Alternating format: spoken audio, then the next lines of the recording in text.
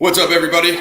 Ross, Planet X Films, Paradigm Review Show in association with Gaz Visions of Ancient Visions, Mac, PXF. Today, we're here with Joker 2019 crime film starring Joaquin Phoenix, directed by Todd Phillips. If you tuned in last time, you saw our Rambo Last Blood versus SJWs, and this is actually our Joker versus SJWs film review. So we're going to break from our normal process today. We are going to do a deep dive like we did for John Wick 3, and we're going to do this one uncensored in spiritual, whatever we can do to help out the SJW outrage PC culture movement, which we do not support. So if you're an SJW, I'm going to start off this one a little bit differently than the other reviews. Fuck you. You can sign out and unsubscribe right now. And everybody else, if you already watch our content, we know why you're here. So, boys, you can lead us off, starting with Gaz. Yo, just echoing what Ross has said. You can follow me on Twitter at GazWanderer, which I may change in the future to at GazPXM. So just keep it locked. Website is down at the moment, but it will be back soon. But please check out planetxrecordsllc.net, where you can stay up to date with everything that is happening connected to PXR in one shape or another. Don't forget to subscribe to both channels, both to the PXR Filmworks and Ancient Visions, of course. We're always live on one of the channels. And yeah, we're going to get into this today, fam. So keep it locked. Over you, Mac. Yeah. Catch me on my Instagram and Twitter is Mac the Rebel PXR. Follow me on there. Pretty much subscribe, Planet X Films, definitely, for updates on new reviews and such, So we're about to get into this one special film right here. It's before the Oscars right now, fellas. So that's correct. Yeah. About to cause some havoc today. Yeah, buddy. Big time. Yeah, man. So I don't know, how do we start this on off? We start it like this. The one positive thing that I'm going to say this evening. Rest in peace to Kobe Bryant. I know this is a LeBron jersey, but you know what I'm saying? Still, we're out here in SoCal repping the Lakers. So first off that, rest in peace to him. And second off, Joker crime film 2019. Gaz, I know you don't really like crime films, but I hope you know that Joker is a crime film, so we can revisit that debate with you at the end. I thought it was a romantic comedy. You're in the wrong place today. We do those on we do the rom-coms on our SJW channel, which we don't have. So, Joker 2019 crime SJW roast. I'm going to start it out, guys, and then once I get my rant going, I'm going to pass it off to Gaz, who's going to pass the rant off to Mac. So, SJW started writing articles about this film that they heard that there was a white guy in it and he might paint his face and have some guns and we couldn't have that. And oh my God, the studio green-lighted an R-rating lighting, and that's supposed to be forbidden in comic book films because they're supposed to be cartoony-looking Marvel films that don't have any blood in them and have the same plot every time and are completely unrealistic. Just like, what's his name? The Honest Trailers guy from Screen Junkies roasted them horribly when he did whatever that was, rear end game as we call it, and all that other trash that they do over there. This is not that. This is DC. This is Todd Phillips, director of the Hangover trilogy, the guy who said that you can't even make comedy movies right now in this climate. You notice like 75% of his career is comedy, and most of them are pretty funny. At least like Hangover 1 is hilarious. I love that movie, and the sequels are decent as well.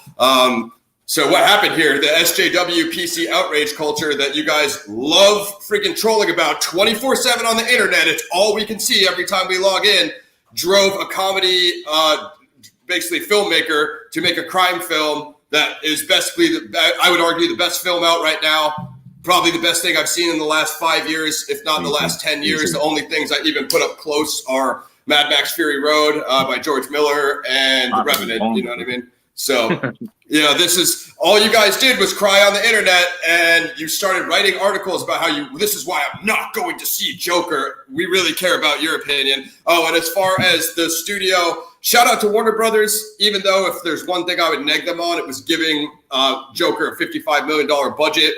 because they tried to restrict Todd Phillips and Joaquinix right off the bat because they greenlighted an R rating, and it was such a big deal that they did that, like as if R-rated comic book movies don't exist. Mac and Gaz and myself are fans of Deadpool, Blade, all the Punisher films. So if you think about it, pretty much every vigilante comic book movie is R-rated. So what are we talking about here? You know what I mean? Like if they make Punisher with John Bernthal, what's it going to be, PG? So I'm saying, you know what I mean? It's just all anyone did in this climate was they find out that there's a white guy in the lead and they want to start complaining about the movie being too violent. Like when the trailer came out, the trailer really didn't even have that much violence in it. So, you know what I mean? It kind of is what it is, guys. I'm totally over the PC outrage culture. I think it's obnoxious. I think complaining about R-rated movies and complaining about violent movies have existed almost as long as filmmaking has, really. You know, there's tons of other things that have way more problems than this. You know what I mean? That are just, you know what I mean, the complete issue here. So I'm totally done with the Twitter online PC outrage culture. I think it's absolutely obnoxious. I think every one of these SJWs, they're sitting around their house butthurt looking for a reason to complain every time an R-rated action movie comes out with violence in it. They want to get all pissy and jump online and start trolling all of us. I think it's the worst thing that's happened in a long time. So that's my intro rant. I'm going to pass it over to you. Yeah. Totally. What I think what is frustrating and annoying is we see this with everything, like you said, VX every day, and I'm just like, watch the movie first and judge it on its art. If you don't like it for whatever reason, that is fine. If you do like it, go and see it and use your own opinion. A lot of the criticism, and it seems to be like you were saying, oh no, yeah, it's another movie, you know, featuring a white guy or whatever, and I'm just like, this is crazy stuff. And it's, I don't know, I'm going a bit off subject. I don't know where this has come from because we're all hip hop heads, we're all into punk and metal as well, so you know, we're kind of on the left side of the spectrum of polytricks. Not that I need any particular time for polytricks, but it seems like going back to 2014, as if all of a sudden, all of this SJW culture just came out of the woodworks. I'm sure it dates back further than that. People have probably done case studies, etc., etc. And I'm like, what?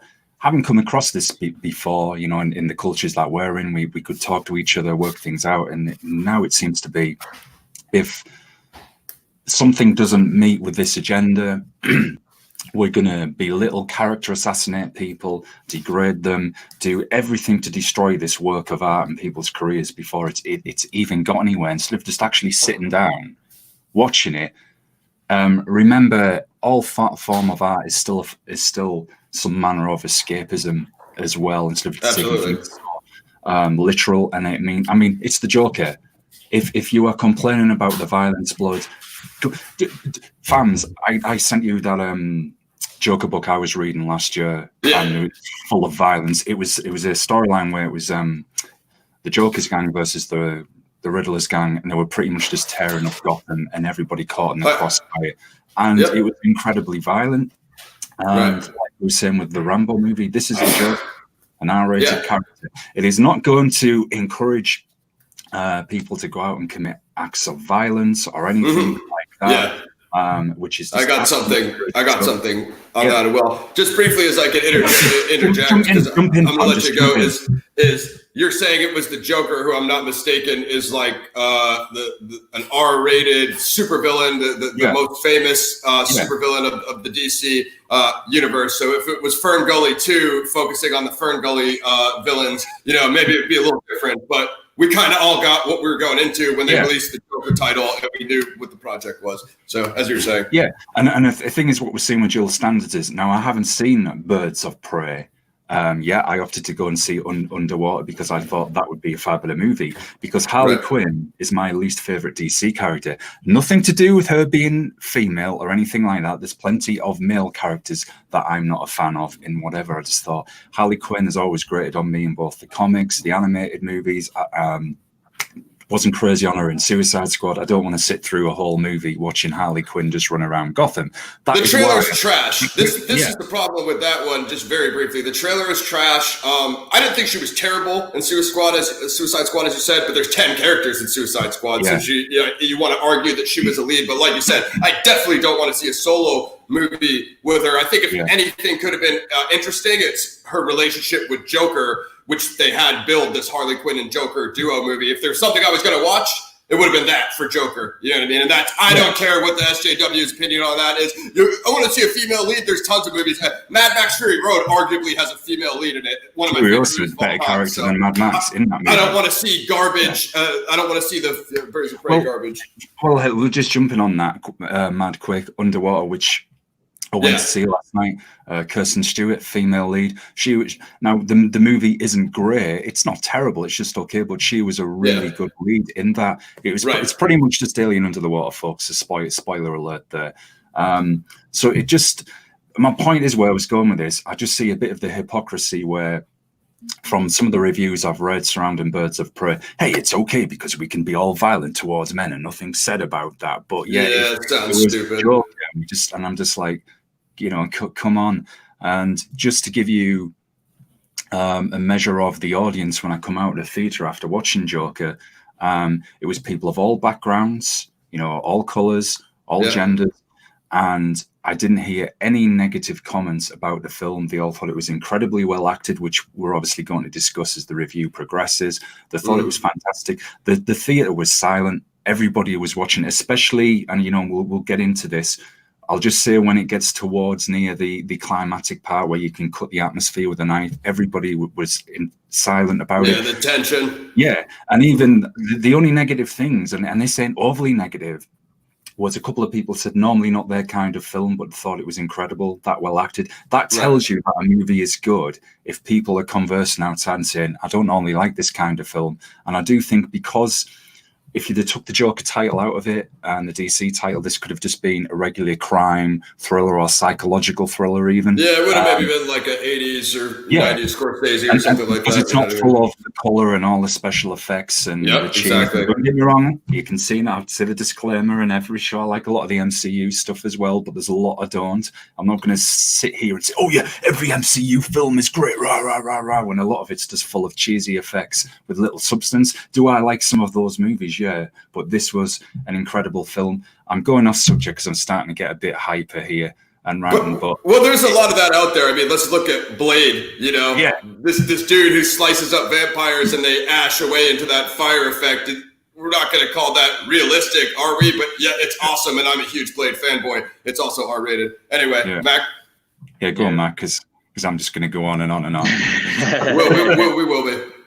It's all good, Gazzy.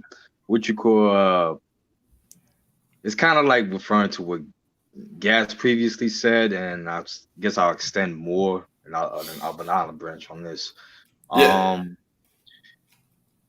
think the direction of the movies where most of these so-called SJWs are getting it all confused, because this isn't a movie about a false politically correct,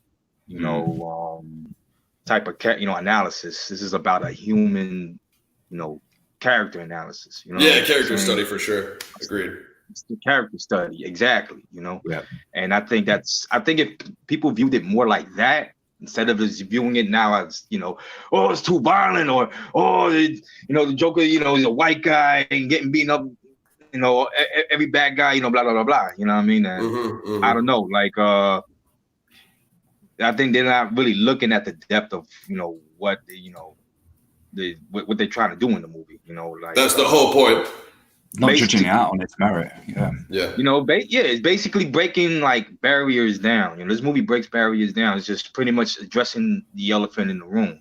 And for that's sure. 9 times out of 10, you're living in a culture right now that's like trying to pull the elephant in the room and trying to like make up new new excuses on why they haven't fulfilled, why they got a bitch online and complain and moan and don't have nothing better to do with their lives. You feel me? So And that's just what it is, you know. Yeah, because I had nothing better. This is not fulfilling this demographic. Yeah. Right. Exactly. Right. And those You demographics, need a character of this. Yeah. It's not meeting their checklist. You know. Exactly. So. You know, it's like poisoning the soul, basically. You know, you just want to like feed into the poison because everybody else is doing it, and you feel it's fulfilling you somehow, but it's really not. You know. But when you look at a movie like this, it's pretty much that's what it's pretty much telling you. You know, now you got a world full of unfulfilled, you know, sociopaths and fucking psychopaths. I think it's making a real point. Exactly. It's making the artwork. It's making a real point. The artwork is making a real point itself, and that's something, as you said, that people can't differentiate. It has to be, you know, with a Marvel movie, they have to force feed the social justice down your throat, because when you buy your ticket and sit down, they gotta ram it down your throat, or else you're not gonna get it. You know what I mean? And as you said, the whole thing is they want to break it down like it's a white guy. He's going on a killing spree. It's violent. Mental health. And they want to dive into all the social justice issues without evaluating anything of the context of what the film says, like the mythos, as you said. You know, when it could be anyone. I mean, Go ahead, guys. I was just going to say that when the core message is, it's reminding us to treat each other better than we are. How the forgotten and vulnerable can be pushed over the edge. How it can bring that darkness out in someone who maybe has a level of darkness inside of them more than the average person. So instead of, like you said, VX, instead of shouting at each other, degrading each other on Twitter and hashtag blah blah blah whatever, I'm a fucking idiot, you know, which accounts for shit in the real world. I'm starting to fucking curse. You know, we need to be kind of talk, agree to disagree, and talk in person, and come on platforms like this and break it down and start talking to each other again. Go on, Matt, because I cut you off. Exactly. That, and it's not, it's not, also like finding a way, into pretty much like having the, on a real opinion and the real truth, come to light, inform, because like, as most that study spirituality goes, one's light can affect one's demons. You know what I'm saying? And anything that's like a light of truth, kind of like what this movie kind of brings, it will affect you somehow if you were those sort of like type of people, that just want to be acting too common with, all the other bullshit that's going on, so end of the day, so it's like also what y'all interjected, so. For sure. It's this form of coffee shop social justice flavor that I'm going to go spam the internet and anybody, the white guys and the violent movies, and I'm going to go spam it. But like Gaz said, it doesn't actually do anything. Shout out to Alphabetic of Planet X Records. Follow them at Alphabetic PXR. Shout out to Alphabetic. And the thing, and another point as well, all three of us, and I'm sure Alphabetic can even back this up, from our work in music, we've seen firsthand the hypocrisy of the so-called people in woke culture, how they don't support the causes when we put on benefit shows, try to raise funds, etc., etc. It's a subject for a whole other show, but it kind of hits you a bit more because you're like, hang on a minute, you're supposed to be claiming to be a conscious individual, and you're more of a dirty motherfucker, to be honest. It's a totally, as Gaz said, it's a totally online based, reality that is not reality, because as Gaz said, when you have to manifest any sort of action or any sort of progression whatsoever in the real world, you got to log off Twitter or Facebook. You're incapable of doing it. So anyway, boys, I want to get us back onto the film. Totally. So I just want to go back to what I said about the budget, of how Warner Brothers tried to offer them this low number to try to, in some way, dampen the film for Todd and the cast and crew. Did you guys have just basically an attempt to ruin it? Limit it. Basically, that's what I see it as. You know what I mean? Like, if you're going to limit the budget on something, then obviously you're going to limit, like, okay, the talent also, and the cinematography along with it that it gave. Everything. Epic cinematography, everything. So everything. The crew, all that. So, yeah, man. Everything. Like, that was what the attempt was, basically, since they couldn't stop the film being made. They could at least try to, like, dent the budget. Dampen it, for sure. Guess what? Failed. Big time. Backfired on them. Really did. Horribly. Any other thoughts on that, guys? Yeah. I just think it backfired in a minute, and it kind of. I feel, and none of us can. I feel it like inspired them to craft the acting, the cinematography, everything that we're going to get into camera shot to such a high standard. It was okay. Our budget's being limited, so we're going to make this the best product and form of art we can within what we're working with. And it kind of even ran like an old school Dirty Harry movie as well. Like it's within it had that feel. It's in with its own little world, but it was just acted and shot so well. Yeah, I agree. Any other thoughts on like Todd Phillips? We kind of covered him a little bit, but so I did watch War Dogs last night, which was his last film before Joker. I thought it was decent, not as good as Joker, but definitely an interesting war profiteering film, a la Lord of War, and the arms dealing topic, which he does cover some like political, kind of American government military industry complex issues. So I'd say he generally knows his stuff, given that the topics that he touches on in Joker.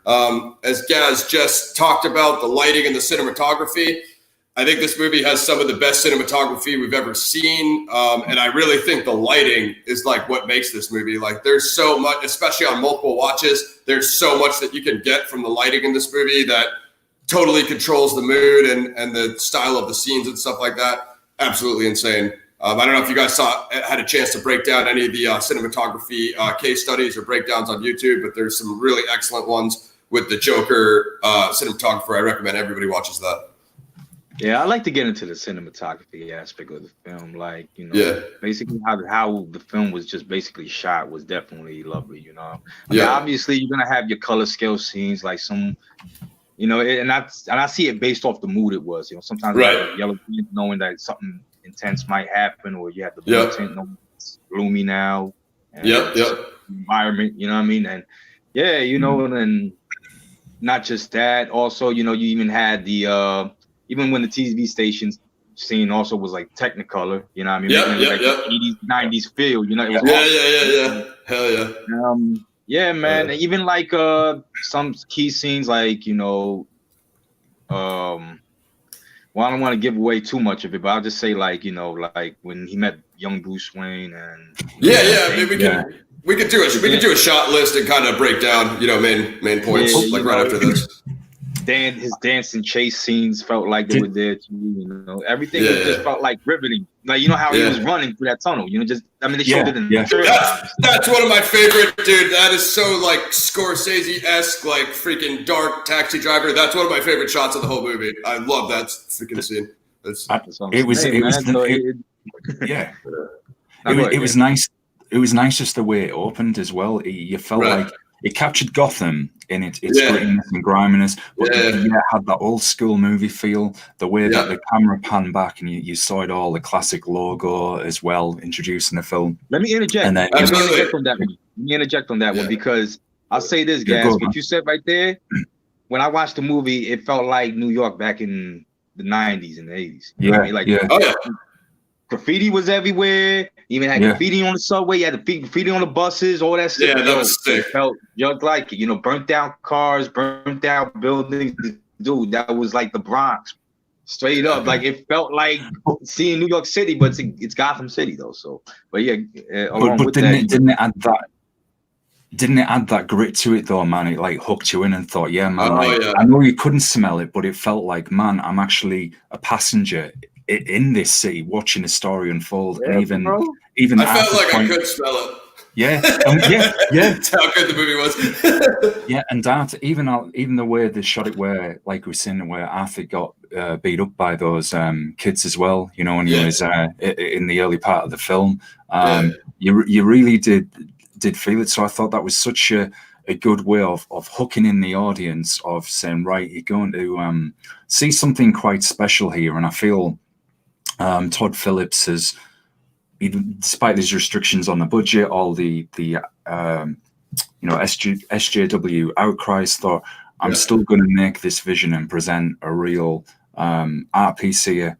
And I don't mean that in a patronizing manner, but such a good film, which was, as we've said, a character study in many ways. Right. Yeah. A couple things quickly on that. Just going along with the controversy, Joker did not do a red carpet reveal. They basically canceled all their press events, if I'm not mistaken, because they didn't want protesters and SJW pussies showing up ruining the moment.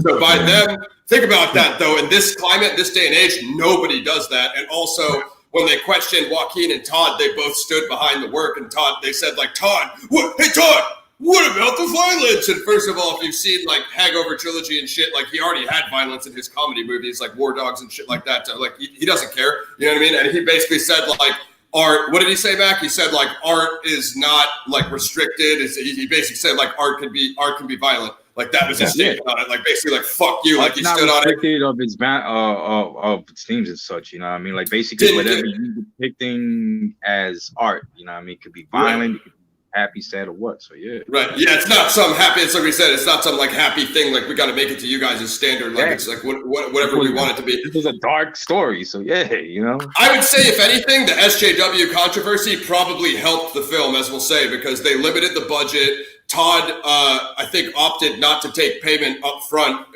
and he went with the back end royalties, which netted him like $100 million. So I mean, we could talk about what Joaquin got at the end and shit like that. But again, in my opinion, the SJW thing just ended up helping them because everybody went online bitching and crying so much it promoted Joker more. Like it promoted Joker more than they could promote Joker. So they just let it run, you know. So it was sold out the opening weekend in a movie theater the following weekend. So yeah, in essence, they actually just marketed it more towards maybe people who maybe wouldn't have checked out the show. Right. The film. Right. I want to see what all the attention and outcry is about. Of course, and yet people, it's such a good film because I did watch the case study and documentary where they were interviewing Lauren Shah about the cinematography with Joker. Yeah, he has a couple good ones. Yeah. Yeah, and he was saying they wanted to make the camera work. And they shot it to feel like a comic book movie, but in the sense of giving us, like as we've been saying, that mood and atmosphere to bring it to life and to present, you know, and again, I'm repeating myself, but the gritty thriller. So give us that feel of what the Joker is. Right. What he said was the single frames of the single frame shots, like the frames of a graphic novel. And I actually didn't pick that up until I watched that case study. And I was like, it makes Joker 10 times better for you if you're a graphic novel fanboy like us, because you're like, oh shit, you're not looking at this colorful, happy Marvel story about some SJW, you know, Captain Body Positive. You know, it's the other side. It's the opposite. It's the exact opposite, you know? So, did you guys have anything on just the 80s? As Mac, so everybody knows, Mac is from the Bronx, New York, so he totally gets that 80s, 90s style New York. If you're not from New York or from the East Coast, did you guys have anything else on the 80s style Scorsese references as far as influences from Taxi Driver and The King of Comedy? I mean,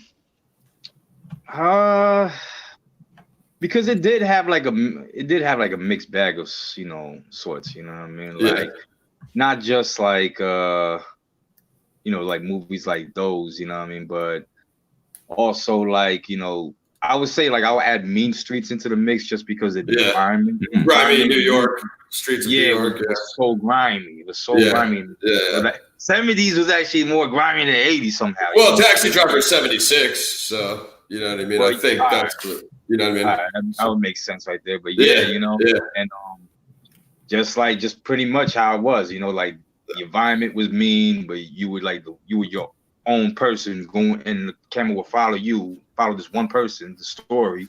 You know what I mean? Seeing where this guy will go, you know, like be a product of your environment.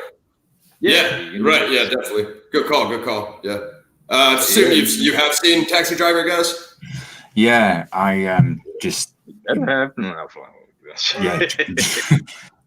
the drop button? Hey, ask Mac. You're talking to the #1 Taxi Driver fanboy here. So when I heard Joker was fucking coming out, dude, you know I was fucking all over it. I just want to. I just want to go into the theme song, which I think is the best song ever by Hildur from. She's from Reykjavik, Iceland. She did. I don't know. Have you ever seen Chernobyl, guys, or either of you guys? I've never seen Chernobyl. No, everybody keeps telling me to watch it. Ooh, but again, I know what you. I know. I haven't got access to it. I know I what heard you're it's talking good. about. I know exactly what you're talking about. In fact, what you call, my mother was a fan of the show. I've seen it. You know, it was actually pretty good. I heard it's Based off good. like the Chernobyl incident. The Chernobyl government was trying to cover it up. The Ukrainian government, I think. Yeah. And just try to make this whole fiasco out. They're trying to expose it into light, and once it got exposed, you know, they fired, I believe, or got rid of the ones that were just pretty much doing the investigation and such. I think so. I haven't really like saw it all the way, man, but I saw it to a point where it's just like, wow, you know, like. Right. Yeah. So she did that. She did the ones I told you about, Mac, Sicario 2, and she did The Revenant. So I mean, I think her work is incredible. I think she, you know, also, as we said, first female solo artist to win the Golden Globe. So I think she's a shoo-in for the Academy. Quite frankly, myself, like if someone else if John Williams wins over her for what was that piece of crap movie you saw, guys? The Decline of the Skywalker, or whatever that. Skywalker. Yeah, that one. Yeah. If he wins for that and she doesn't win for Joker, it's like, what the hell? Anyway, we'll do our Star Wars rant another time, but you guys should know us. Mark Hamill knew it was going to be a fail, but nobody wanted to admit that. So exactly. So so she does the music. Obviously, she's been cleaning up on her awards, and we have the Oscars tomorrow, so that's what brings us here today. So the theme song. Oh yeah, I want to go back into that opening credits. I was wondering, is that the original Warner Brothers 80s logo, or did they recreate an 80s style logo for Joker? That's the 70s 80s logo. Yeah, I love how they used that. That was so dope. Right, as soon as I see it, I knew it was going to be epic. One frame in. Yeah, it gave it more authenticity as well. It did. So we have our theme song. I would watch the Scorsese movies, the earlier ones, just to like really, you know, just not see where it came from. So, yeah, good call. I wasn't even aware Scorsese was doing. I actually like Warner Brothers a lot, man. They have a lot of good films that I like. I mean, I think they could have gave them a higher budget here, but I think they'll be doing that on part 2 since this movie made $1 billion with $55 million. I have to. And also, I'm going to say doesn't win one Oscar. There's something wrong. Oh no, it's going to win more than one. It's probably going to win 2 or 3. I think Joaquin could have got more, but we could revisit that at the end when we discuss what he did here with this film. So let's do our quick main bullet point shot list. Opening scene, as you guys said, we have our theme song. We have Arthur Fleck. He works for a clown company called Ha Ha's, and he's applying his makeup. You can hear the news, and you get that 80s New York feel. There's trash all over the streets. You know, things might be getting crazier out there, possibly. And he likes dancing, and he loves his job, and he's working promoting a Everything Must Go sale or something like that, as you guys said, when the street punks chase him down the street, and he gets jumped, and they break his sign, and we get our epic theme song. So right off the bat, you guys said you were hooked. I would say this, man. You know, even for the actor that's playing, Arthur Fleck, Joaquin Phoenix, gotta give him a lot of credit for that, man. I mean, for those who don't know Joaquin Phoenix, he was Commodus in Gladiator, in the Yards, and On the Night. You know, he was there with Wahlberg. He was Johnny Cash. He walked the line. 8mm with Nick Cage. The guy has a resume. I love it. Obviously, it's dark roles he was playing, but he's good at doing these dark roles. Yes. As you can see, the Joker. This is why the Joker was perfect for him. Yeah, as you can see. I mean, I don't want to spend too much on it here, but if you look up his personal life and you see some of the things that happened to him, you could probably see, like, a lot of people are saying he was born to play the Joker. Extremely tumultuous personal life, and for him to overcome that is like nuts. So, but even taking something like that and turning it into making it your art. You know what I mean? Oh yeah. Bold, agreed. You know what I mean? Well, that's what makes this film. I think that's part of one of the things that makes this film. So, as for Arthur Fleck, the character himself, though, this the saddening yet maddening, sanity losing clown, / comedian out of his luck at this point, and someone who's just with a mental illness and has a laughter that you can't really tell if you know, whenever it's like a situation where he feels he's trying not to laugh or wants to base it off the private, wants to see the reaction of his own amusement from somebody else if he did laugh. So that's makes his character so like complex in some ways, you know, because you don't know the times when he does laugh in the film, you don't even know if it's because of the mental illness or genuine. Yeah. I mean, incredible. I think it makes sense the way that they showed it to you is with his disability, or I don't know what the word for it is, his condition. When he is under pressure, when he's under duress, he does do that nervous, uncontrollable laugh, and that's kind of what got him jumped, like on the subway. Like same thing when he was nervous on stage at his performance. But like you said, there's multiple different laughs, and that's what breaks down the complexity. So when he let's just like run through the plot for the people, because this is going to be a deep dive. You know, not everything, but like you know the main points. So when we come in, he gets jumped by those kids. They smash the sign. His boss is a dick. And he calls him and tells him that like he has to basically replace the sign and stuff, or pay the guy back for it or whatever. So his boss is being a dick to him. So right off the bat, you can see like he's going against this adversity. Pretty much tough scene right there. And then soon after that, we got Randall, and Randall found out he got jumped, and Randall gives him a gun or whatever. Tells him to protect himself. We can see that Randall's shady, and it's like it looks like a setup, kind of. I mean, I kind of figured it was a setup. I don't know where you guys were at on it, but it makes sense because he got jumped, so he could use a gun for defense. And do you guys want to take us through his children's hospital dance? Oh yeah, when he was dancing around the children's hospital, and the gun that his friend gave him actually fell out of his coat. So it was a friend. Yeah.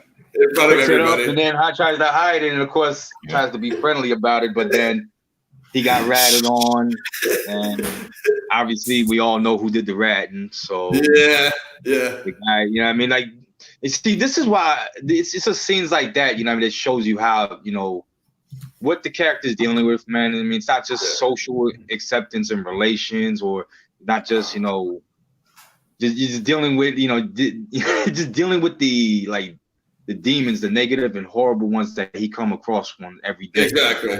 It's like everybody is against him in the film. Like you said, it follows one character, but he really doesn't deal with anybody other than like his mom and like Stazzy Beats' character, his neighbor. Like everybody else is like against him in the movie. So you know, and just dealing with all of that shit all at once, bro. I mean, and you wonder how the character, you know, can become more violent and cynical and cold and more villainous, basically, you know. So, right. If it is villainous, which I think we should revisit at the end of the thing. That's the big question. So we're gonna get deep in it though. Yeah. So the type of stuff he's dealing with, Arthur obviously has like a mental condition, like we said. He's taking medicine, and his mom is sick. He's taking care of his sick mother, who he lives with. I think it was I forget which one of you guys just mentioned the young Bruce scene when he goes to the Wayne mansion. So basically what we find out, his mother is Penny Fleck, right? And she used to be Thomas Wayne's assistant or secretary.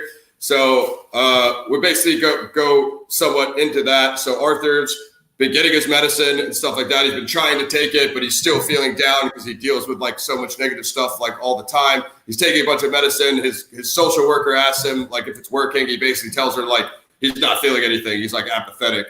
And then his mom always mentions Thomas Wayne, and I guess trying to, you know, get him to help out their family, get money from her or whatever, since she like worked for him for so long and stuff like that. And at a certain point, Arthur finds a letter picture with a letter written from Thomas to his mom. Yeah. You guys can break it down if you want to. Like, what did it say? Oh yeah. You're talking about the letter that Thomas Wayne said, "Bitch, fuck off. Yeah. Why the fuck is you on my dick? Get the fuck crazy ass hoe. It was only one time, and I wore a fucking condom." Now he didn't say all that, but shit, you already know what I'm talking about though. Seems like he definitely did. Basically, telling her to get away because of her crazy letters that he's sending to Thomas Wayne and such. Yeah. You know? And Arthur's telling her to forget about it because he doesn't really know about it until he finds that letter, which confirms that Thomas did know her. They did have a relationship. And the letter she wrote to him, she said, like, she called Arthur, like, his son, correct? His son, yes. Yeah, what do you think, guys? Yeah. I think, and this was a point I was actually going to bring up a little bit later, but we can just touch it now. We can come back to it. No, it's all right. But I think it's still relevant. Is when I saw that scene unfold, and you know when he gets the when he gets the records to find out, you know, if his mother was his mother, I feel the whole film perfectly showed the decline of somebody who ends up becoming the villain as the Joker. You know, as we know, again, we'll discuss that villain or not. But I feel it was balanced in the sense it carried that level of sadness around him. I mean, this is what this is what Arthur had to deal with, and it made you, as part of the audience, still feel some measure of sympathy for the guy, even at the violence that happens. Which, to be honest, there isn't that much. There really isn't. Yeah, when it comes, yes. I mean, there's a couple scenes that are pretty rough, but yeah, I agree with you. But it's nowhere near what the made up. Oh, it's shocking. They switched the violence out just so that wouldn't be the main focus. You know? It's more building up the tension and atmosphere to what you know is going to come. I agree. Again, showing you how the Joker is born, who hasn't kind of completely been born yet, but we'll get to that later. So getting back to it, because I'm getting a bit sidetracked. I thought it carried that balance with not only showing you those scenes, like we say, surrounding his mother, but making you have that sympathy and sadness for him, like Bram Stoker's Dracula, when that is done well. Not the recent series on the British Bullshitting Corporation, as I call them. Yeah. Their recent version of Dracula I thought was terrible, but you know, each their own. But I've seen other versions of Dracula where they, even though yes, he's a vampire, they've still made you feel sorry for him, and it makes you understand why that character has become what they've become, and why they're behaving in the way that they're behaving as well. And that's what I thought Joaquin Phoenix did so well with the Joker, and of course, you know, Todd Phillips and the rest of the cast as well, who presented that to us on screen. Right. So yeah, I want to go into a little bit of his breakdown. So as we said, we established he is taking his medicine. He goes to see his. So he essentially gets fired for his job for Randall setting him up with the gun. He goes to his social worker. He tells him that the government funding for the program is canceled. So he asks how he's supposed to get his medicine. She basically tells him to go fuck himself. Yeah, it's like constant barriers, isn't it? Yeah, that's how it would look, right? And then I'm trying to remember, at a certain point, I guess that's when he's riding the subway and he encounters the Wall Street guys. One of my early favorite scenes. You guys can break it down if you want to. Everybody should know. I think the scene's on YouTube, but I'd recommend. I definitely want to break this one down, man. I mean, this one definitely shows, like, let's say, the breaking point of Arthur Fleck. I call it. I agree. Like, basically,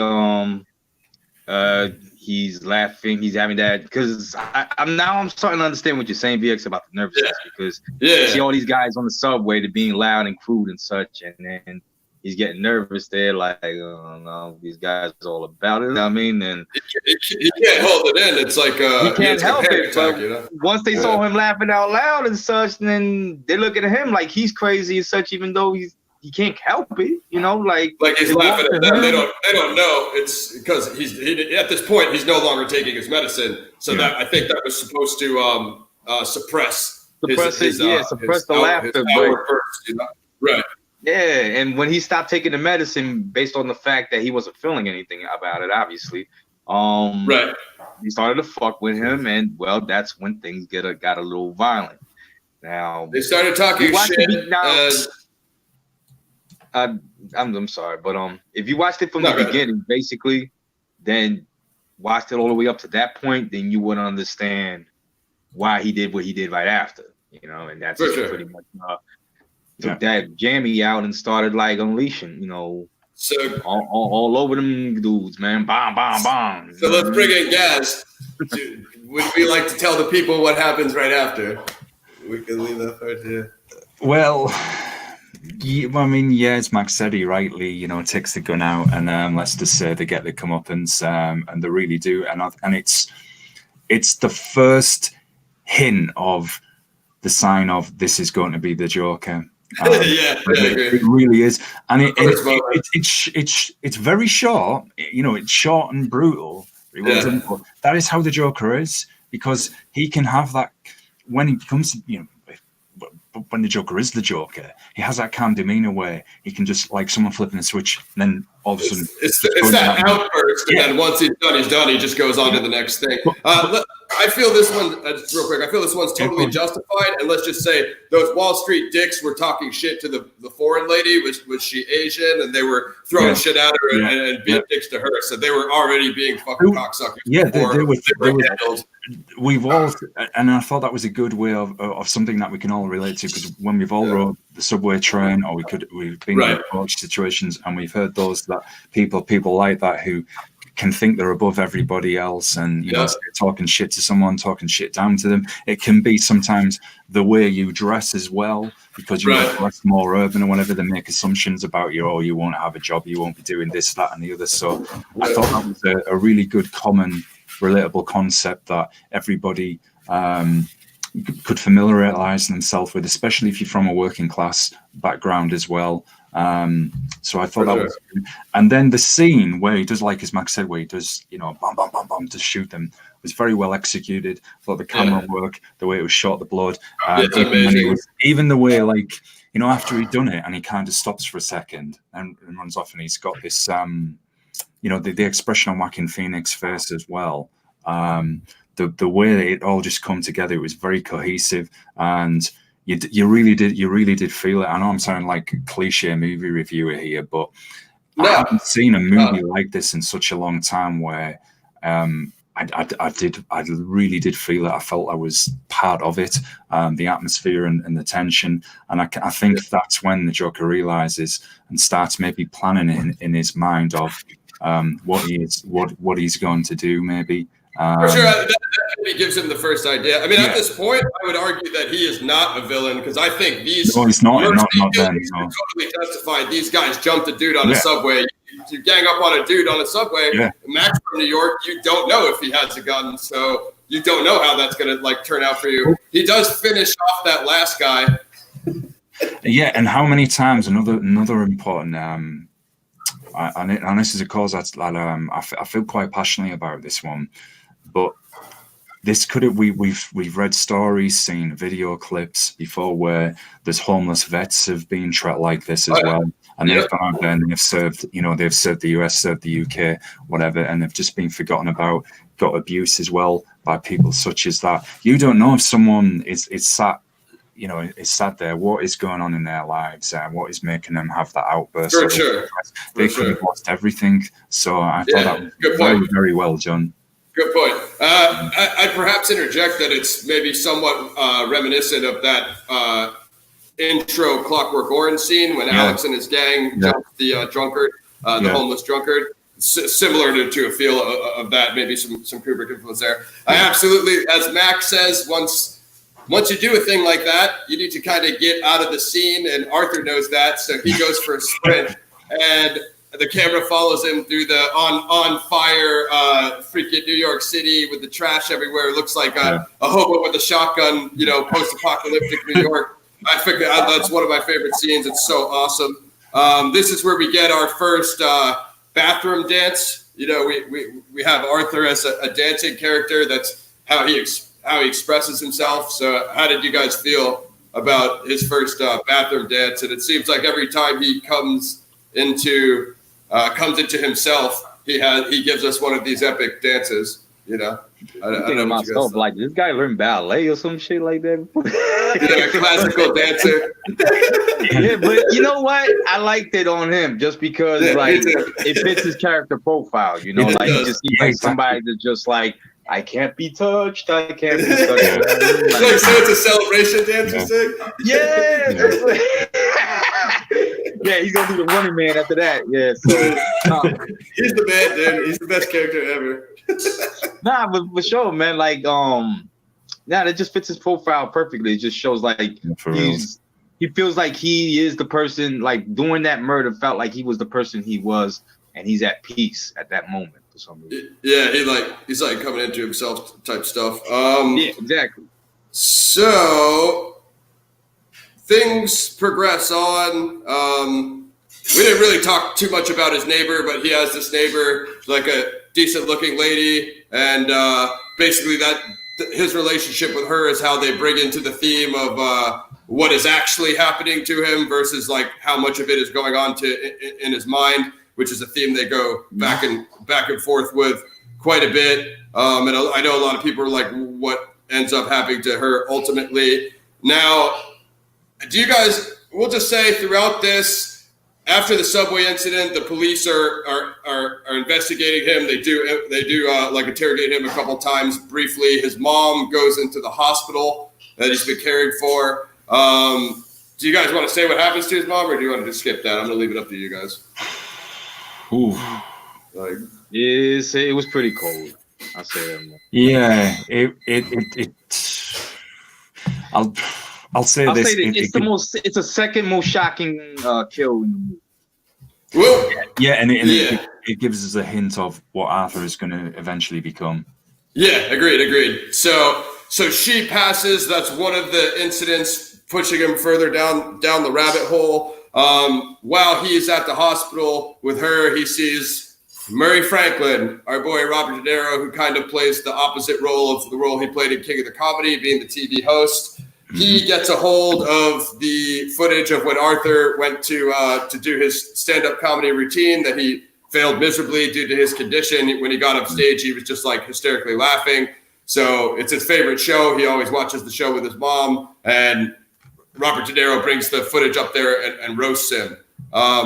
Soon after that, he's at home and he gets a call from Murray's assistant, whatever, and he's offered to he's invited to come on the show. So he's kind of getting ready to go on the show type stuff. And Randall comes to visit him with Gary, the little short guy, the little person that worked at them at the clown spot.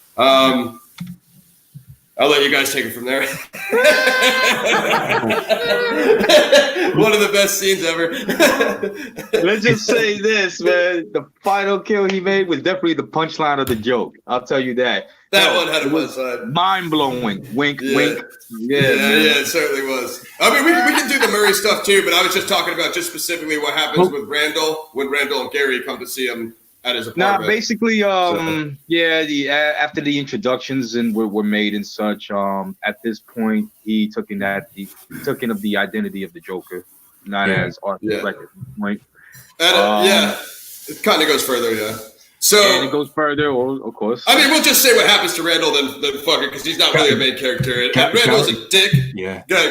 Gary was excellent in this scene, though. Yeah, that's what I wanted to say. When he says that he can leave and goes like, okay. Can I get some help? Arthur, can you help me? But again, what I liked is Gary gives us another sign of still that duality with the sympathy and sadness for him, because Arthur says to him, you were the only one who was kind to me. Randall's just be like that's what I say. So Randall's a dick. Like Randall set Arthur up with the gun. They got him fired for his job, and he basically did it to get rid of the competition because Arthur was probably a decent clown, like he was getting a lot of work. Like he could sing, dance, he was funny, he had a whole routine, you know what I mean? So he gets rid of him. I just got the scenes mixed up. I just realized. Yeah, I know. You almost blew that shit. Nah, but let's just say this. This one was definitely a mind-blowing one too. It was a different type. In fact, it was like freaking mind. This was a neck-blowing one. So Randall's asking questions, kind of like Randall's basically trying to find out if he's gonna rat him out, because when Arthur quit, or when he didn't really quit because he wanted to keep his job. They fired him, and he's like, you keep asking me about the gun. He's like, why don't you ask Randall? He's like, he's the one who gave it to me. Like, he says it right in front of it. And Randall's like, oh, Randall gets all butthurt, but like, that's what he did too. So fuck him. So why you stood your ring, motherfucker? You didn't know me. He did it. So yeah. So he's like asking Arthur questions, kind of find out if Arthur is going to rat him or not and something. And what the hell does Arthur even have? Is it scissors or what? Was it? I think. Oh no, it was a pair of shears, right? Yeah, maybe that's what he was cutting his hair. He was doing his makeup and his hair, maybe. It was. Yeah. So he freaking stabs freaking Randall in the neck good 50 times in dispatches of him. And as Gaz said, friggin' Gary is with him, and Arthur like doesn't kill Gary because he didn't have any problem with him. So it's a different Joker. He kills one guy and he lets the guy who was nice to him leave. So it's like at that point. Also, just to interject real quick, just remember the bit when, and again, I'm sure the SJWs would have got offended over this, like, we're poking fun at the guy's heart because Gary is a dwarf and he can't reach the lock on the door. And Terrence Arthur, can you get the door for me? And he's like, yeah, sure. Yeah, fine. It's still put that kind of humor that the Joker has as well. Yeah, the joke. Yeah, well, of course, he's got to put the jokes in there. That's what makes him. So it's just like a dark comedy joke. Yeah. After a guy gets splattered all over his kitchen, and Arthur just leaves his dead body there like a maniac. I was going to say too, if the cops were looking for him, unless Arthur dispatched him, wouldn't they have found that? But I think the dude talks about that on Cinema Sins. Real quick before we go into his Murray appearance and things like that, Arthur. So he had read the letter from Thomas Wayne to his mom, and he figures that out. So he goes to confront Thomas Wayne at the whatever that event was, some aristocratic watching Charlie Chaplin movie friggin' soiree, and he gets his way in because the riots are starting to start outside. Thomas Wayne called the working class clowns, as Gaz said. So it's causing people to wear these clown masks, reminiscent of like when V for Vendetta sent everybody like the guy, what is his name, Guy Fawkes mask. Yeah. And it's causing the riots outside. So Arthur gets in. He goes to confront Thomas Wayne, and this is actually after he went to the Wayne Manor to try to confront him then, but they wouldn't let him in. That's not good. Gaz and I will try to hold it down in the meantime. Oh, here we go. Perfect. Yeah, welcome back, Mark. Yeah. Hopefully we do get him back. And so welcome back. So we get him, and he meets young Bruce Wayne, and they're both kind of wearing the same similar color. If what Penny's letter said were true about having this relationship with Thomas, and then supposedly, like we were saying, whether or not Arthur is the son of Thomas Wayne, which would make him Bruce Wayne's half brother. So we'll just say that Arthur goes to confront him at the event in the bathroom. He's like, "I'm your son," and Thomas Wayne is a dick to him, and he like punches him in the face. He's like, "Touch my son again, I'll fucking kill you." So that's basically where we're at between Arthur and Thomas. Thomas did not take any responsibility for his relationship with Penny or whether or not Arthur is like his bastard son. But he pretty much uncovered the medical records and such. Right. Yeah. So what did it say? But that just said that it was just. Go ahead, bro. So that just said that it was his mom. But what else did the medical records say? That his father was pretty much unidentified, but they already took in that test, man. He wasn't. Thomas Wayne wasn't the father. Oh, okay, interesting. I missed that part. Okay, so there we go. I mean, that's the reason why his mom ended up the way she did. Yeah, agreed. Because otherwise, she would have had the money train coming in from the Wayne family. Interesting. Yeah. Well, everybody, leave your thoughts below on like what you think of like whether Arthur was Thomas's son or not. You know, I mean, just give us your fan theories. So, I mean, there were a lot of like ways of looking at it. That's how I took it. Though, so. Yeah, no, I agree. I mean, you have to go by what they show you in the narrative. So, I mean, it's like I feel like they kind of did leave it open ended, but they kind of, I guess, closed that one. So Arthur gets ready for his big television debut. I know this is Mac's favorite scene, so I'm gonna let him run us through this one. But I'm gonna take us when he on the way there. Well, real quick, when he gets his new suit, he gets his Joker paint. He's rolling out. Cue the kick-ass music, and he gets to the epic stairwell. He goes up the stairs to and from his building, and that in a way, a lot of people were saying that the stairwell was like symbolic of the gap, the wealth gap between rich and poor, which is like, you have like the dirty city, the nice parts, and then the dirty city, like looking down the stairs. So like as he commutes, he represents like a working class commuter, like Gaz was saying, takes the train and shit when he goes into the city. So he has his stairwell. He comes down in his Joker paint. He does his rock star dance, stomping the puddles, and he has an epic slow-mo dance hype up for his epic TV debut of when he's going to be on his favorite TV show. And right when he gets to the bottom, the detectives spot him, and they're like, "Arthur, we got to talk to you about the subway." I guess whatever. Somehow he had been possibly like identified that like maybe he was at the subway during that time when those Wall Street guys got shot, which we know he was on the subway because we all saw it. So Arthur's not going to stick around to talk to the pig, so he bounces. Obviously, what's he going to say? Yeah, I was there. It was me. Obviously not going to happen. So he bounces on those guys, and then I don't know. Did you guys have anything else on the slow-mo dance or? Go on, Mike. I can see you dying. Not really, man. All I know is that dance was pretty funny to me. It's like one of the best parts. Running after that, made it even more funny. It was like Charlie Chaplin next, like some sort of way. Yeah, dude, it was, yeah. Right. He was quiet. Yeah, obviously, the dialogue was quiet except until they called him out, and then he ran. Yeah. The dialogue's what broke the silent scene. Yeah. Exactly. You know what I mean? And I like that. Arthur. Arthur, we gotta talk to you. Yeah, exactly. You know what I mean? Like, and all that surprise just comes in, and then time to go. You know what I mean? Like exactly. Like one of those little tiny moments in the movie was a bit, gave comedy there. You know what I mean? Oh no, for sure. Yeah, without a doubt. But the transition was serious, obviously. So yeah. Yeah, for sure. Yeah, they broke it up. And then what was I going to say? Oh, when they're chasing him and he gets hit by the car and he gets totally worked by that taxi. Joaquin Phoenix did that stunt too, for real. Yeah. Seen And let us just interject that Joaquin Phoenix won 52. He lost 52 pounds for this role. For just people who know, who've seen Joaquin Phoenix recently, and you've seen he's more heavy set in most of his recent roles. You have to think about how skinny he was for this Arthur Fleck, and it's Dude, I don't know obviously brutal. Who was skinnier, like him as Arthur Fleck or Christian Bale as the Machinist?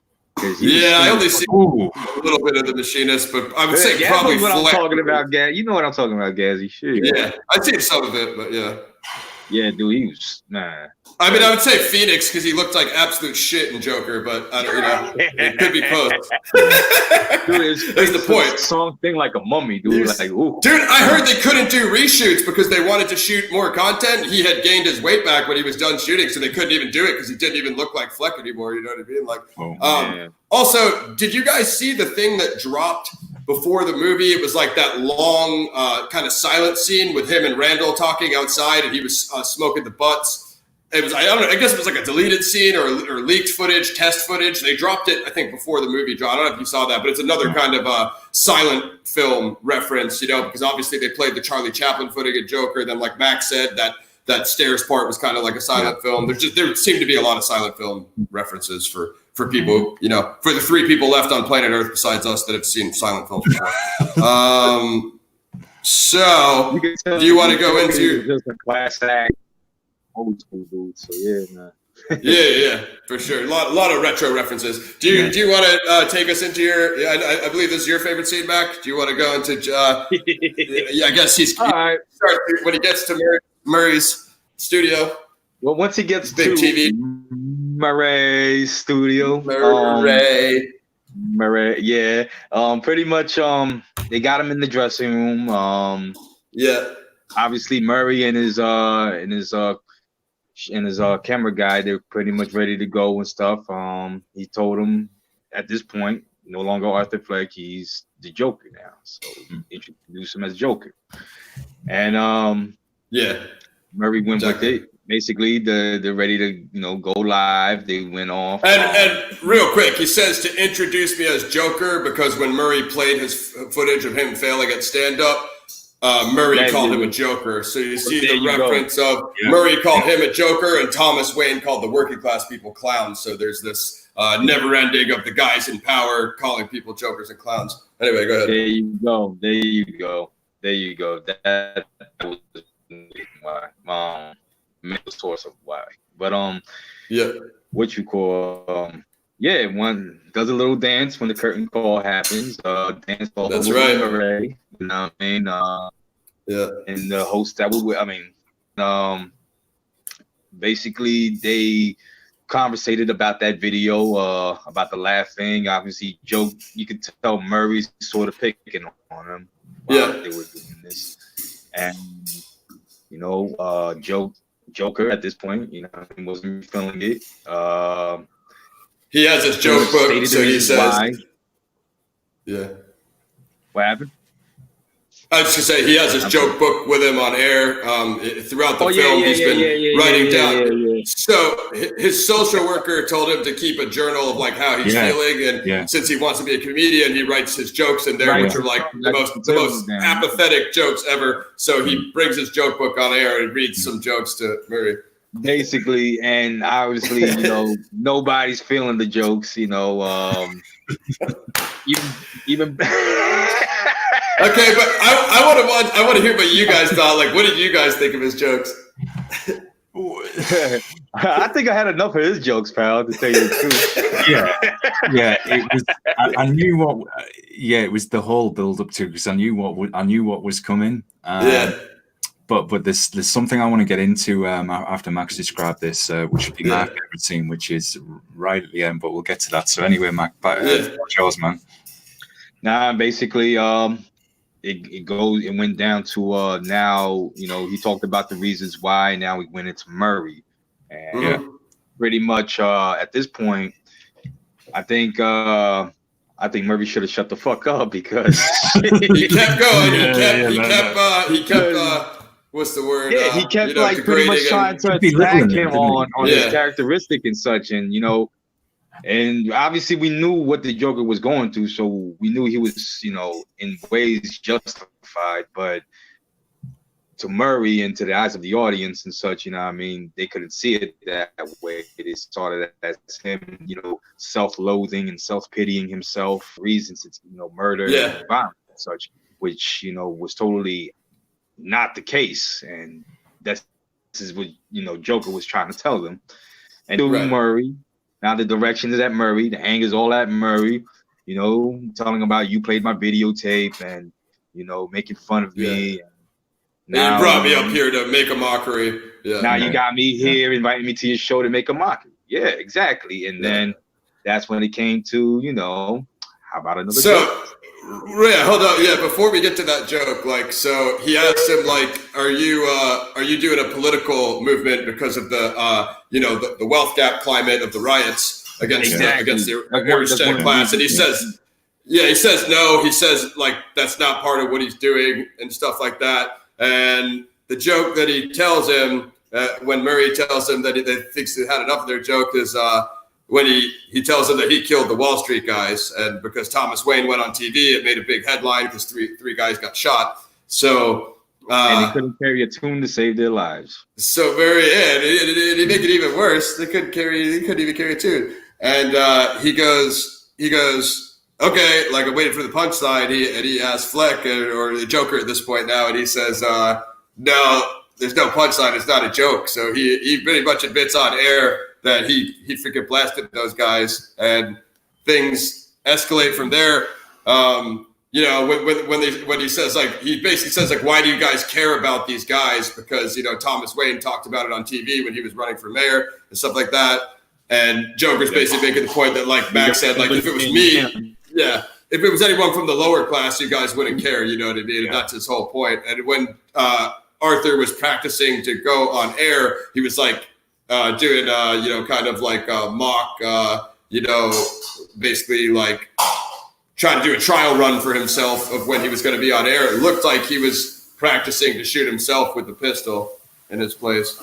And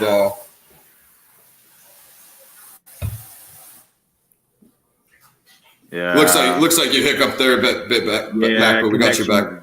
Yeah, connection is a little crappy. It's all good. So anyway, Mac, if you want, you can finish off. You can finish off what happens to Murray if you want. And after that, he told him how about another joke, Murray. After all, after everything that was just said, Murray was trying to pretty much shut him down, like trying to end it quick and like get this guy off the air, call the police. Yeah, we had enough of your jokes. You know what I mean? Blah blah blah.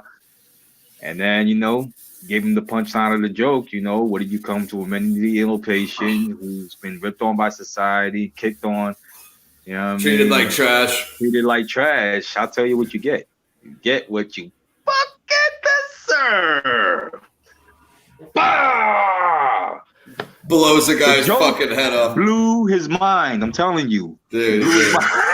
Smoked him. Literally, it did. Smoked him, dude. That was crazy as shit, dude. And let me tell you, to me, that's the first.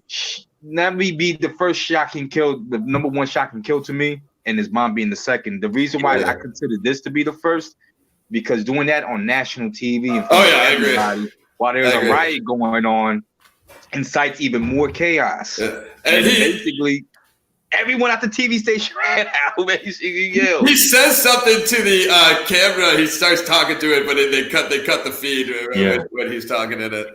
Yeah, he was gonna say, and that's the joke, but they cut that. Did you have anything else on that part, Gaz, or you said you had something coming up? Yeah, well, we'll get into that. It's one of the. It's pretty much more the last scene of the movie, which actually is my favorite scene. But yeah, mine's the second to last, so I'll do mine and then you can do yours, and that'll pretty much end it. So, man, I don't really know I can't remember if it even shows Arthur where he goes from here. I don't know if they got him when he was at the station. Yeah, they because got at him. Some point he's in the back. Yeah, they got him. He was in the back of a police car, and someone smashed into the police car. So that's where they show him next. So they probably got him at the station. Yeah. They probably got him at the station. The cop cars driving through the riot of all the, working class, low class people with their freaking clown masks burning down the streets. It's chaos and anarchy, as we said outside, after he freaking blew the TV host away. And friggin' car freaking hits the cruiser that Arthur's in the back of. Just freaking, it stops the car. And then the riot people who are like, Joker's peeps. Like they hit the car and the police officers died, I believe. And then they dragged or they got knocked out or whatever. Yeah, they just... He was knocked out. Yeah. He was in the back. He got hit. He was just in the back. So he was in the back, exactly. So they pulled him out. So I think this is going to lead to your favorite scene, Gaz. This is my favorite scene. I think this is so awesome, man. I love this part so much. They take him out and they lay him down on another car or whatever, and he just he wakes up. Okay, yeah, so awesome. So they take him out, they put him on the back of the cruiser, and he sees that they're basically like celebrating him as the leader now. And I think this is when Joker is at his best. And he does a dance for them, the whole city of chaos and anarchy, celebrating him. It's his final dance, his final victory lap, we'll say, victory dance. And this is where you get the name of Hilder's theme song in the movie. It's called "Call Me Joker." Yeah. He takes the blood smears on his face and he draws a Joker smile, and they say that's the moment when he becomes the Joker, when the rioters celebrate him. We could also talk about what happens to Thomas Wayne during the riot. That if you can talk about that, guys, because we've had you up for a minute. Well, I think similar to a Batman theme. Yeah, I think. And the movie does this throughout as well. It links in with Batman's beginning as well. Well, for Bruce Wayne. For sure. So we see the classic, as we know, Bruce Wayne's parents be killed outside. Theater in the alley, and Bruce Wayne stood there. So we kind of see this duality of the Joker's born, and now we're seeing the beginning of Bruce Wayne's new journey to become Batman, and the reason why he's gonna have this such a kind of strong, bitter relationship with the Joker, you know, the consort. I thought that was very clever of linking that in as well. So Joker's origin is the same event as Batman's origin. Kind of giving birth to each other in a way, the same series of events of having these two dark characters that are kind of, although one's from obviously a well-off background, but loses his parents, you know, he's going to grow up an orphan. And then you have Arthur Fleck, who's being neglected, bullied, abandoned, and forgotten about by society, face constant barriers, things what I think we can relate to at the moment when people are trying to get medicine, etc. Sorry, we can't give you this prescription because the funding is being cut by whatever. You know, things like that are happening all the time. So I thought that was very clever. So this leads up to, have either of you got anything, you know, you want to add before we get to? No, just Thomas Wade was running for mayor. He got shot in the riot by, it wasn't by Joker. It was just one of the rioters. So you can go. You can keep going. People that know Batman's beginnings and his origin, and I think they'll recognize the theme that's going on here. Obviously, I mean, the only thing that it's a similar scene, I would say, to just what you've seen in Batman 1, and I think they showed it in Chris Nolan. You've seen it in other Batman movies. You've seen it in the cartoons. You've seen it in the movies plenty of times. We all know what happens with Bruce Wayne. So, I mean, it's just another one of those, except it's within, you know, the same storyline. I mean, and I kind of like it. Don't get me wrong that they fit it in there, just because Joker story. So obviously somehow there has to be some link with Batman in there. Agreed. Yeah, you know what I mean? And not to mention, like, seeing that Joker pretty much started his journey through tragedy. Bruce is now, you know, doing the same with him too. Right. He started his thirst for justice now, and for real, man. Yeah, you know, so it's going. There's like two brothers going opposite ways, and that's what kind of made me speculate a bit about the Thomas Wayne being the father thing. Right. The two half brothers, like one villain, one hero, but related to each other, possibly. But I think they didn't want to make it too much like they're that much, you know, related or whatever, or what. Just made it look like maybe he's crazy too, or maybe Batman's crazy. Well, I mean, they show Batman being crazy a lot, right?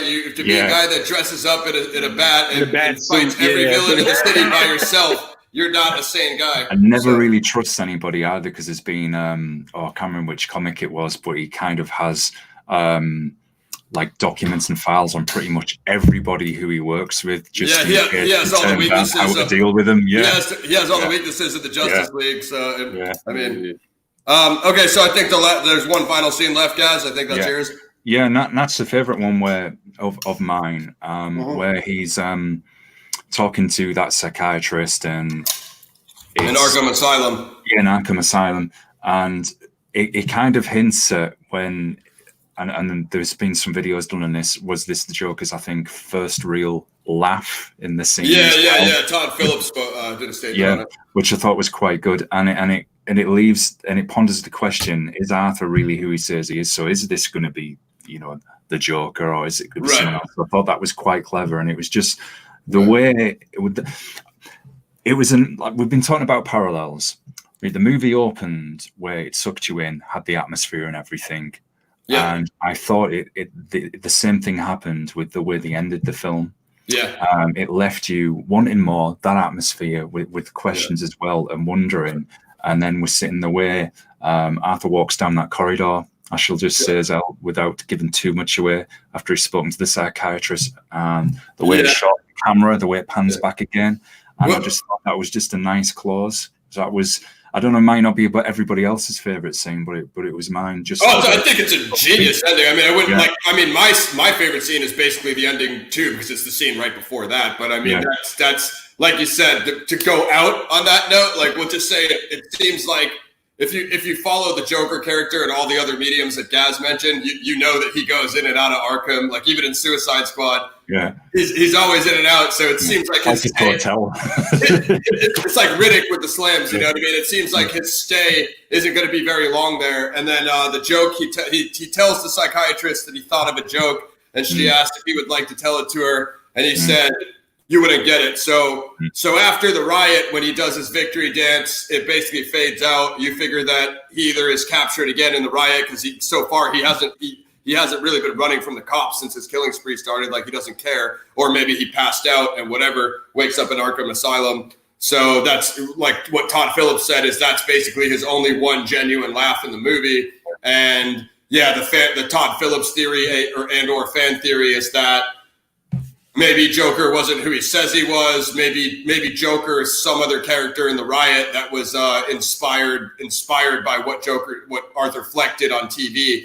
In other words, the dude in the mask who shot Thomas Wayne in Batman 1, it's Jack Napier that shoots Thomas Wayne, right? The criminal who becomes Joker, Jack Nicholson in Batman 1. So there's some conjecture there. This is where the fan theories come in. And then Joker always says that if he had a history or he had a past, he'd prefer it to be multiple choice. So this is playing on that Joker multiple choice schizophrenia. What Gaz was saying is if he woke up at Arkham Asylum, or maybe he was in Arkham the whole time and the whole thing, he hallucinated, like his relationship with his neighbor was part of his hallucination, and they kind of left open-ended what happened to her, even though Todd Phillips said they did have a deleted scene of her watching Arthur on Murray's show on television, which would have confirmed that she's still alive. Like, basically, when he left her apartment, when she asked him to leave, people weren't sure if like Arthur killed her too. But if you think about it, he didn't really kill any innocent good people. So that will, unless you have any final thoughts on that outro scene, guys. No, I just admired it just for like what you've said, the hints, the subtle references, the camera angles, the way it was shot and the way it was closed. And honestly, I think the other thing that I'm sure other people have probably mentioned this on their podcast as well, is when it cut to the credits, there was just silence in the theater for that second. Not in a bad sense, where when I saw Endgame, everybody, there was groans and it was, oh God, I've just sat through 3 hours of boredom. Was that it? Anticlimactic. There was just this silence for a minute or two, and then, as I mentioned earlier, the conversation started flowing when we were outside, and thoroughly positive from people said this, wow, what an incredible film, because it really does, it's as if something takes hold of you, and it's just a build up with all the tension and the pace to the event, to the final act, to what we see happen, and it's very explosive and it's well worth the wait. So no, that was just my favorite scene, fam. Yeah, there was silence because we were all trying to process it. Exactly. Because it's the most insane moment in most of our lives. I mean, like I said, my favorite scene is the scene right before yours. I love both scenes. I think it's an awesome ending. I think it's perfect. Okay, I guess I'll go first. I'm going to ask you both a question, and then we'll do sequel to going off that ending. Like what Gaz says, we'll do sequel talk and whatever comes from that. First, Gaz, and then Mac. Was Arthur Fleck a villain? That's the big question. We should ask Mac first. Or Mac. Mac's a vigilante expert, so he's going to do better on it than you. I'll say this. I'll say this much.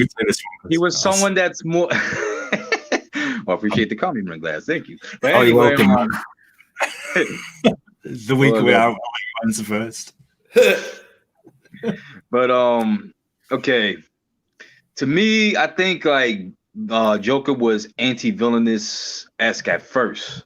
But then I think after that ending, it was more villainous, and let me tell you why. Yeah. Like, I heard your thoughts on that ending and such, but this is how I.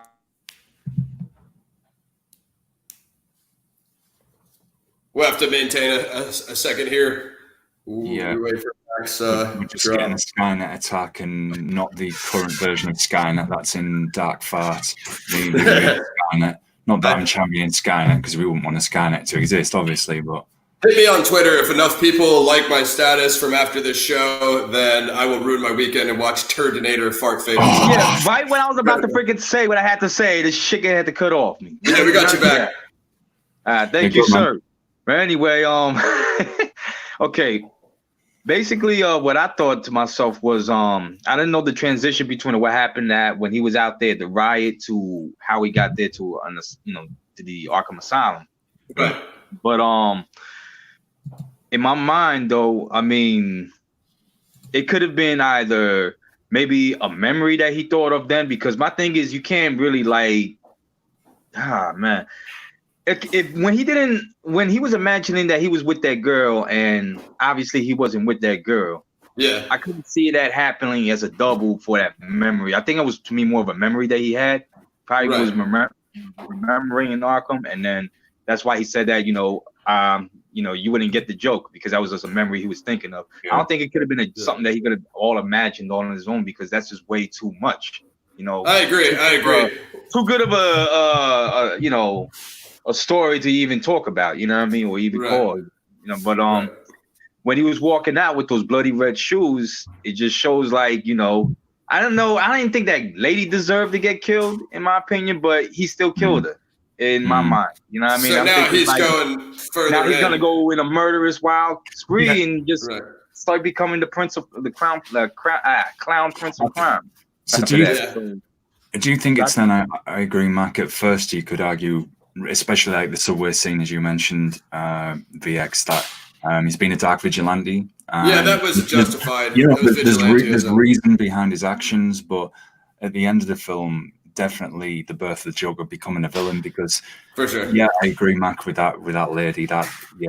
And it's almost. I just wanted to add, it's almost like he's reached a point where it's like, I've been treated like this, everybody's shit on me, I've been pushed over, you know what, now I've embraced who I've become, and this is what you guys want me to be. Right. Exactly. Like in his defense, it didn't show him kill that lady, but he most likely tried to, because he like stabbed her with whatever he had a thought. Yeah, he had that thought in his head, but I don't think it didn't show him, but it insinuated that he did.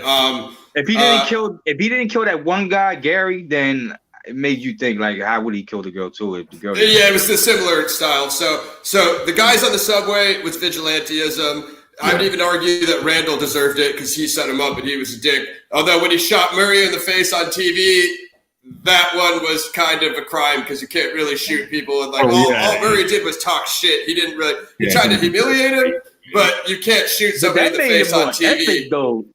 It did, but I'm saying. You can't shoot legally. You cannot shoot. Legally, in their you face can't do that. Nah, you'll be searched for weapons before you even get into the studio. Honestly, So I don't know. But I mean, like the actual crime. I mean, the actual crime of murder. Like if somebody jumps you, if somebody jumps you and you shoot him, you have an argument for self-defense. If you go on a guy's talk show and he's asking you questions you don't like and you shoot him in the face, you're committing a crime. So, he was pretty. Not to mention, Murray's a celebrity. No, my fault, man. He was a celebrity. I mean, was a celebrity, yeah, but he was a celebrity like David Letterman and Jimmy Carson and all that. When they do them late night shows and shit. And you go around even celebrities are even wary about keeping weapons on them because you have people run up on them just because they're celebrities and they're rich and such. You know what I mean? That they can jack or right.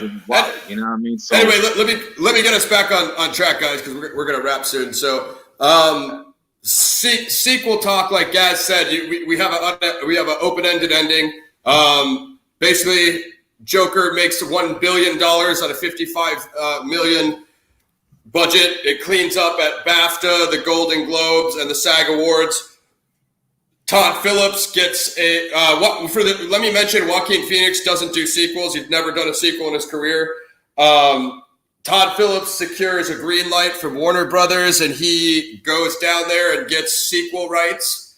And he also gets rights to one other DC villain movie, which I'm actually hoping is either Deathstroke or Darkseid, but we have no information on it. It has to be Deathstroke, It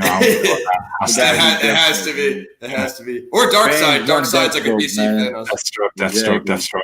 I want Deathstroke too, but I'm just saying Darkseid would be sick. Like he makes Thanos look like. I mean, Darkseid would be dope, because it'd be exploring a character that not too many people are, familiar with and such. Yeah. I just love to see Deathstroke get some shine on the big screen. Oh, me too. I don't know if we will though, because Bloodshot is coming out now. It's like but Bloodshot's PG-13 and Todd Phillips makes R movies, so Deathstroke's not going to be PG-13. Like it's I don't want to use any swear words. So How do you guys feel about a sequel? Because quite frankly, I think Joker does fine as a standalone. I just have one criticism about it. Got a question for you, actually. If they did a sequel, and it's my least favorite DC character. However, do you think they could forgetting Birds of Prey, do you think they could introduce Harley Quinn as if they had him in Arkham Asylum? I don't want Harley Quinn in this Joker. Neither do I. At all. Well, man, could they do that though? Well, could they do it? Yes, because if she's going to be the way he met her in Suicide Squad, if she's going to be his psychiatrist in Arkham, they could. But what actress is going to be able to act with Joaquin Phoenix in this kind of Arthur Fleck-esque Joker? It's just not. I don't think it'll work. This isn't Suicide Squad with freaking Jared Leto and friggin' what's her name? You know what I mean? And Max seems like he doesn't really want a sequel. Well, so how do you feel about a sequel? Then, Jazz? Me, because it was done so well. If they could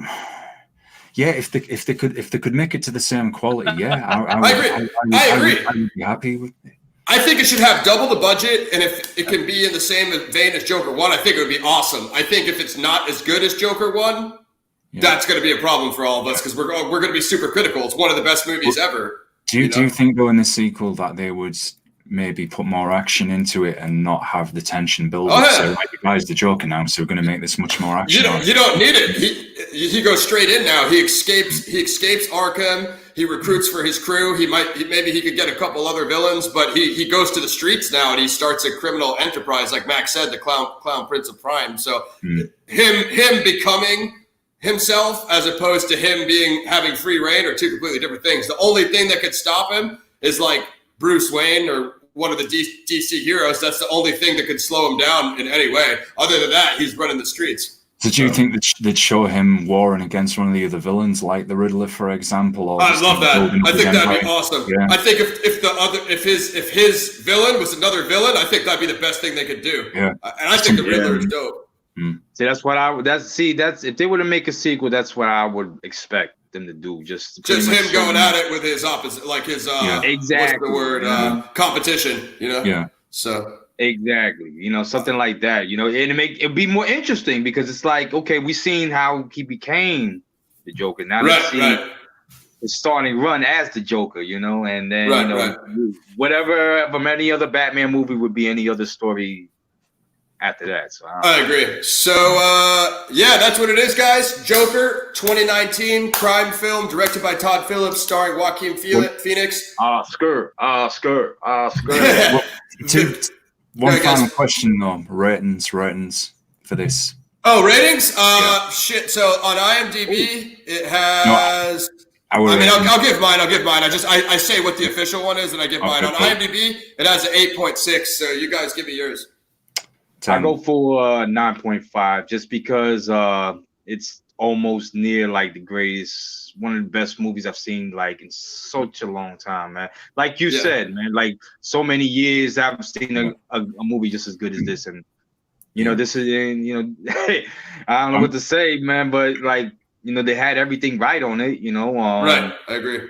I can't expect it to be like the most totally, insane, perfect movie, but it's definitely Oscar worthy. It's definitely good acting. Definitely is. And I'm gonna break a habit, man. I'm actually gonna be super positive for once. I'm going to try and say this smiling, which is a rarity. I'm good at 10. I think that's the first time ever I've given anything. I give it a 9, but I'm fine with anything between a 9 and a 10. Like if there's something, like I would give the 10 to something like The Revenant or Fury Road, but if there's something worthy of a 10, it's this. There's a couple spots, like Gaz said, that are a bit slower with the tension, and if you're not used to that, then you might not be able to. 10 those folks up. I agree. I heard people say it was boring, but they're just imbeciles, or probably SJW. You know what I mean? So that's what it is. Joker 2019 crime. Todd Phillips, Joaquin Phoenix. The Academy Award are tomorrow. So good luck to Joaquin Phoenix, Todd Phillips, the cinematographer, everybody else, and I hope that Joker cleans up. Follow us. Subscribe to youtube.com/PlanetXFilm.